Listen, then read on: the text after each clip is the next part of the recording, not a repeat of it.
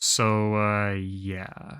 It's not a Titanfall video, but I can assure you, it's really damn good. So yes, to many people this is not the video they expected. It's not even a fully released game, it's a demo.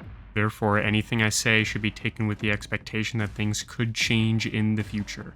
I mean, hell, as of recording this, there is no official release date for the game, so please keep that in mind when I talk about the game. So, Shady Knight is a melee parkour game made by Alex Kapsing, sorry for butchering the name, man, and is being independently published. The game has very diverse melee mechanics and fast movement with a Devil May Cry or Ultra Kill style rank system to add replay value to the game. The demo has a few levels split into two distinct kinds of levels: towers and arenas, which I'm going to be covering first. Towers use more parkour mechanics to get to the finish point, while arenas focus on killing the enemies in the area. While the levels themselves aren't super amazing or creative, since every level aesthetically looks the exact same, but does have interactive elements like barrels to throw or chains to grab onto. But the levels aren't the main appeal of the game, at least for myself. Now that goes to the amazing, fast-paced, moment-to-moment gameplay. The gameplay involves using a sword, a bow, throwables like barrels, and kicking. The sword and the bow have different ways of using it depending on your movement. Examples being your sword swinging depending on what direction you're moving in and having a higher rate of fire from your bow while sliding. The throwables include barrels used to kill or stun enemies, and kicking is used to knock an enemy back while also being able to kill them. And as mentioned before, there's a style rank system, so the more cool flips and trick shots you do, the higher your style rank will get.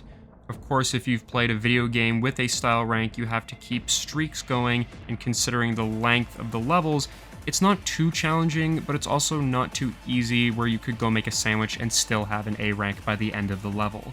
The music is good. There's not much praise or criticisms I have for it. It's just good, completely serviceable for an early access video game demo. The overall style, graphics, and aesthetic of the game is pretty good. I like the design of the enemies, and the colors allow them to stand out from the environment. But the environment surrounding said enemies is fairly bland, mainly being basic bricks and woods surrounded by green water.